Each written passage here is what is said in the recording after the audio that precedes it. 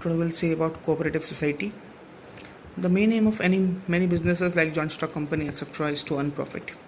But there is one form of organization which is different from these organizations. This is cooperative organization, which is not established with the objective of earning profit. Its main aim is to provide services to its members. The term cooperative refers to working together with others for a common purpose. A cooperative society or organization is a voluntary association of persons who join together with the motive of welfare of the members by providing services to them. For example, consumers may unite together to provide goods at cheaper prices by establishing direct contacts with the producers and thereby eliminating the profits of the middlemen. So, the consumers may unite together to provide goods at cheaper prices by establishing direct contact with producers and thereby eliminating the profit of middlemen.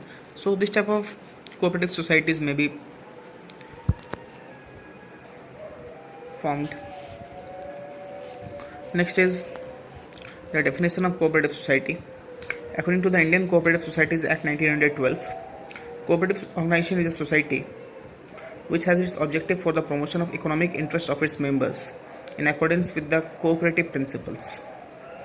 So this definition is provided according to the Indian Cooperative Societies Act 1912, and according to it, cooperative society has objective for the promotion of economic welfare, economic interest of its members while following the cooperative principles.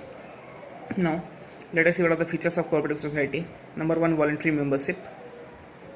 So, no individual can be forced to become a member in a cooperative society. It is a voluntary association of persons. Generally, people voluntarily become member by giving a prior notice. Also, they can leave such organization by giving a prior notice.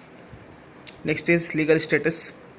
It is mandatory for a cooperative society to get itself registered with the Registrar of Cooperative Societies under the Cooperative Societies Act 1912.